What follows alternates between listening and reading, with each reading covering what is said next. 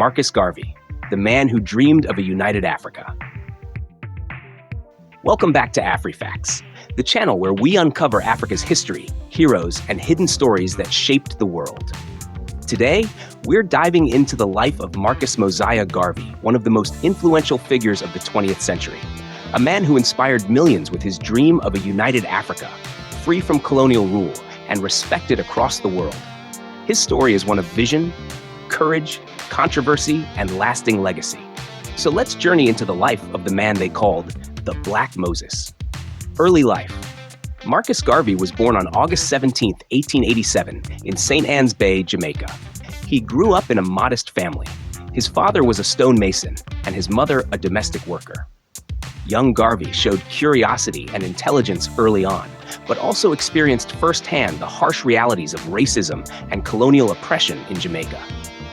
By his teenage years, Garvey had already seen how Black people were treated as second-class citizens in their own lands, while wealth and power were concentrated in the hands of European colonizers. This reality planted the seeds of his lifelong mission to restore dignity, pride, and power to African people across the globe. Journey of Awakening. In his 20s, Garvey traveled widely.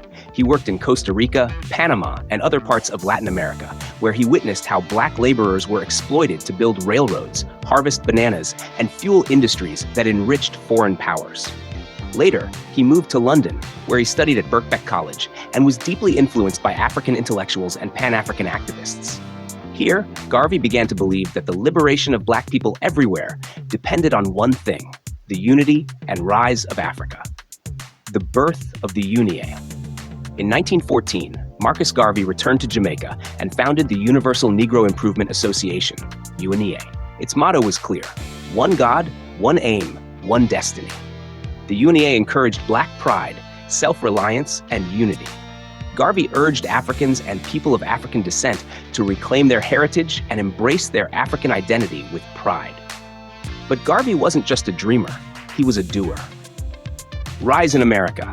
In 1916, Garvey moved to the United States, arriving in Harlem, New York. This was the perfect stage for his message.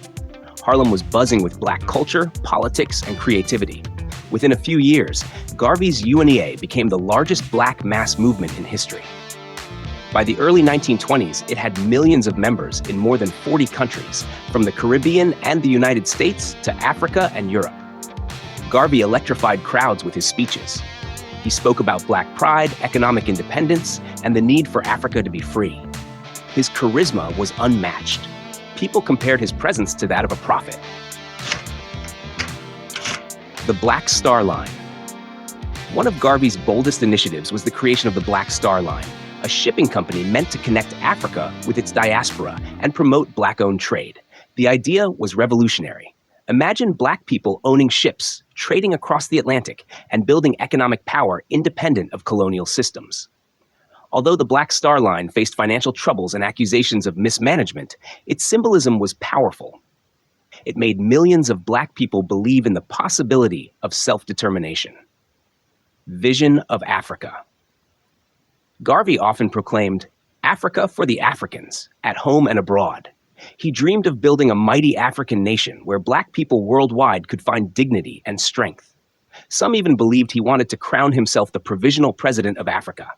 This vision made him a global icon of Pan-Africanism. He inspired not just ordinary people, but also leaders like Kwame Nkrumah of Ghana, Jomo Kenyatta of Kenya, and even Malcolm X's parents, who were strong Garveyites. Clashes and controversies. But Garvey's rise was not without enemies. He clashed with other Black leaders of his time, like W.E.B. Du Bois, who criticized his methods and accused him of being too radical. The U.S. government also saw him as a threat. The FBI, under J. Edgar Hoover, targeted him relentlessly. Eventually, Garvey was convicted of mail fraud related to the Black Star Line, a highly controversial case. In 1927, after serving 2 years in prison, he was deported to Jamaica. Later years. Back in Jamaica, Garvey continued his work, but the UNEA had lost much of its power. He later moved to London, where he lived out his final years. On June 10, 1940, Marcus Garvey died at the age of 52. He passed away in relative obscurity, far from the massive crowds that once hailed him as their leader. But history would not forget Marcus Garvey. Legacy. Today, Marcus Garvey is remembered as the father of modern Pan-Africanism. His ideas fueled independence movements across Africa and inspired generations of Black activists, from the civil rights movement in America to Rastafarians in Jamaica, who see Garvey as a prophet.